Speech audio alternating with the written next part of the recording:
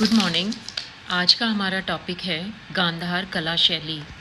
यूनानी कला के प्रभाव से देश के पश्चिमोत्तर प्रदेशों में कला की जिस नवीन शैली का उदय हुआ उसे गांधार शैली कहा जाता है। पाश्चात्य विद्वानों की धारणा है कि सर्वप्रथम गांधार शैली में ही बुद्ध की मूर्तियों का निर्माण किया गया, लेकिन इस संबंध में अभी कोई हमें ठोस प्रमाण नहीं मिला है।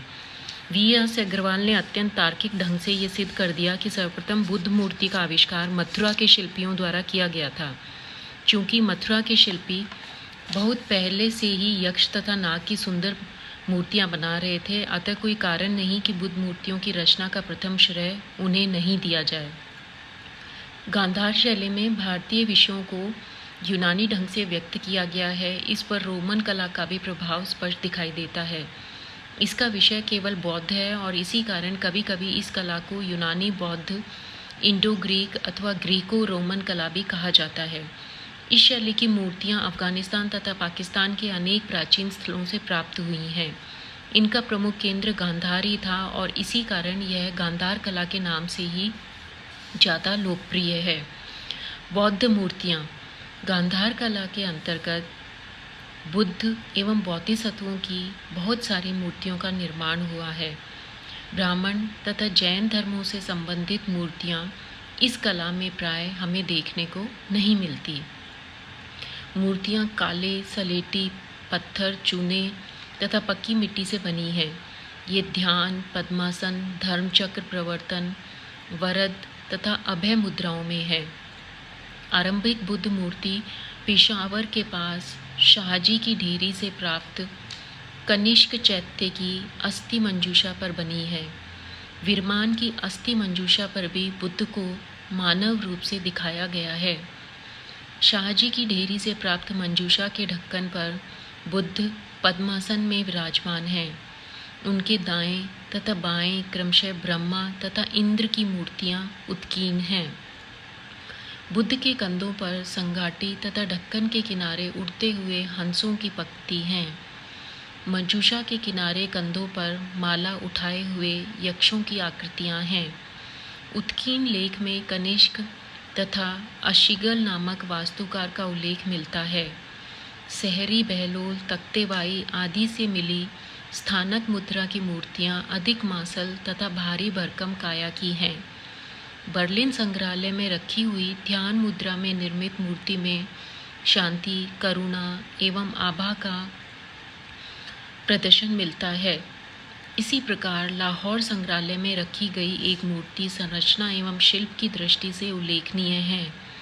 इन मूर्तियों के साथ ही साथ बुद्ध के जीवन तथा पूर्व जन्मों से संबंधित विभिन्न घटनाओं के दृश्यों जैसे माया का स्वप्न, उनका गर्भ धारण करना, माया का कपिलवस्तु से लुम्बिनी उद्यान में जाना, बुद्ध का जन्म, लुम्बिनी से कपिलवस्तु वापस लौटना, अस्थि द्वारा कुंडलिनी फल बताना, सिद्धार्थ का बोधिसत्व रूप, पाठशाला में बोधिसत्व की शिक्षा, लिपि विज्ञान में सिद्धार्थ की परीक्षा, उनकी मल्ल तथा तीरंदाजी में परीक्षा, यशोधरा से विवाह, देवताओं द्वारा संसार त्याग हेतु सिद्धार्थ से प्रार्थना, सिद्धार्थ का कपिलवस्तु छोड़ना, कंथक से विदा लेना, बुद्ध के दर्शन हेतु मगधराज बिंबिसार का जाना, संबोधि प्राप्त के पहले की विविध स्थितियाँ, देवताओं द्वारा बुद्ध से धर्मोपदेश के लिए प्रार्थना करना, धर्मचक्र प्रवर्तन, बुद्ध का कपिलवस्तु आना, राहुल को भिक्षु की दीक्षा देना आदि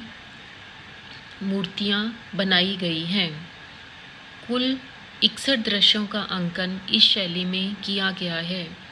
इससे सूचित होता है कि शिल्पी ने बुद्ध के लौकिक तथा परलौकिक जीवन से संबंधित प्राय सभी छोटी बड़ी घटनाओं को अत्यंत बारीकी के साथ चित्रित किया है। इतना विशद चित्रांकन कहीं भी देखने को नहीं मिलता। कुछ दृश्य अत्यंत कारुणिक एवं प्रभावोत्पादक हैं। तपस्यारत बुद्ध का एक दृश्य जिसमें उपवास के कारण उनका शरीर अत्यंत क्षीण हो गया है, गांधार कला के सर्वोत्तम नमूने में से हैं। कलाकार को उपवासरत तपस्वी के शरीर का यथार्थ चित्रण करने में अद्भुत सफलता मिली है। नसों तथा पसलियों को अत्यंत कुशलतापूर्वक उभारा गया है। पेट अंदर धसा हुआ है, किंतु मुखमंडल की शांति दृढ़ इच्छाशक्ति को प्रकट करती है। इसी तरह बुद्ध से विदा लेते हुए उनके कंथक नामक प्रिय अश्व का दृश्य काफ़ी प्रभावोत्पक है। उसके मुखमंडल पर विदाई के विषाद तथा शोक के भाव को व्यक्त करने में कलाकार को अपूर्व सफलता मिली है। बोधिसत्व मूर्तियों में सबसे अधिक मैत्रेयी की है। कुछ अवलोकिताश्वर तथा पद्मवाणी की मूर्तियां भी प्राप्त होती हैं। इन्हें हाथ में कमल, पुस्तक तथा अमृत कलश लिए दिखाया गया है। उनका स्वरूप राजसी है। कई मूर्तियों में दाढ़ी, मूंछ, धोती, संघाटी आदि दिखाया गया है। गजकारी की कई बुद्ध और बोधिसत्व मूर्तियां भी मिली हैं जो कलात्मक दृष्टि से अच्छी हैं। इसी का रूप मृण्मय मूर्तियों में दिखाई देता है जो सिंध तथा मीरपुर खास से मिली हैं। गंधार शैली की अधिकांश मूर्तियां लाहौर तथा पेशावर के संग्रहालयों में सुरक्षित हैं। इन मूर्तियों की कुछ अपनी अलग विशेषताएं हैं जिनके आधार पर वे स्पष्टतः भारतीय कला से अलग की जा सकती हैं। इनमें मानव शरीर के यथार्थ चित्रण की ओर विशेष ध्यान दिया गया है।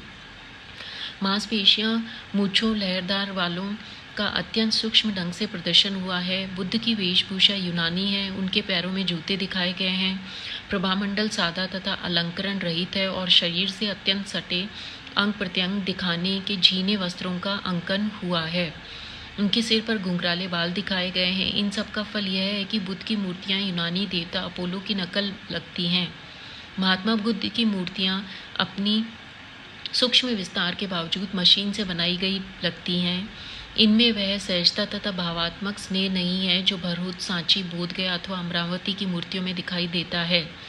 इसी कारण यह कहा जाता है कि इस शैली के कलाकार के पास यूनानी का हाथ परंतु भारतीय का हृदय था। बुद्ध तथा बोधिसत्वों की मूर्तियों के अतिरिक्त गंधार शैली की कुछ देवी देवताओं की भी मूर्तियां मिली हैं। इनमें हारीति तथा रोमा तथा एथीना देवी की मूर्तियां विशेष रूप से उल्लेखनीय हैं। कपीशा से अनेक दंतफलक मिले हैं जो कभी श्रृंगार पेटियों तथा रत्न मंजूषाओं के अंग रहे होंगे। इन पर अनेक मुद्राओं तथा भंगिमाओं में सुंदरियों का अंकन किया गया है। 1937 से 1939 के मध्य फ्रांस के पुरातत्ववेत्ताओं ने खुदाई के दौरान इन्हें प्रकाशित किया था। गंधार शैली में निर्मित बुद्ध तथा बोधिसत्व मूर्तियां ही विशेष रूप से उल्लेखनीय हैं। इन मूर्तियों में आध्यात्मिकता तथा भावुकता न होकर बौद्धिकता एवं शारीरिक सौंदर्य की प्रधानता दिखाई देती है। इनके मुंह में बनाई गई मूंछों तथा पैरों में दिखाए गए चप्पल से किसी प्रकार का भाव अथवा धार्मिक भावना प्रकट नहीं होते। भारतीय कलाकार ऐसी मूर्ति बनाने में कभी गर्व नहीं करते। अपने यूनानी स्वरूप के कारण यह भारतीय कला की मुख्य धारा से पृथक रही तथा इसका क्षेत्र पश्चिमोत्तर प्रदेश तक ही सीमित रहा। मार्शल महोदय ने लिखा है कि यूनानी तथा रोमन कलाओं ने गांधार शैली को जन्म देने के अतिरिक्त भारतीय कला के ऊपर कभी भी वैसा प्रभाव उत्पन्न नहीं किया जैसा कि इटली तथा पश्चिम एशिया की कला के ऊपर। यूनान तथा भारत के दृष्टिकोण मूलतः भिन्न थे। यूनानी मनुष्य के सौंदर्य एवं बुद्धि को ही सर्वोपरि समझते थे। भारतीय दृष्टिकोण में लौकिकता के स्थान पर अमरत्व तथा ससीम के स्थान पर असीम की प्रधानता थी। यूनानी विचार नैतिक तथा बुद्धि प्रधान था, जबकि भारतीय विचार आध्यात्मिक एवं भावना प्रधान था। मार्शल के अनुसार गांधार की पाषाण कला का प्रारंभ 25 से 60 ईस्वी के मध्य पहलव शासन में हुआ। द्वितीय शताब्दी में कुषाण काल में उसका पूर्ण विकास हुआ तथा ससेनियन आक्रमण के परिणाम स्वरूप इस कला का चतुर्शती ईस्वी में के प्रारंभ में ह्रास हो गया। कुषाण विशेषकर कनिष्क काल ही इसके चरमोत्कर्ष का काल रहा। इस कला के ह्रास के साथ ही उसका स्थान अत्यंत गजकारी और मृण्मय कला ने ग्रहण कर लिया। Thank you.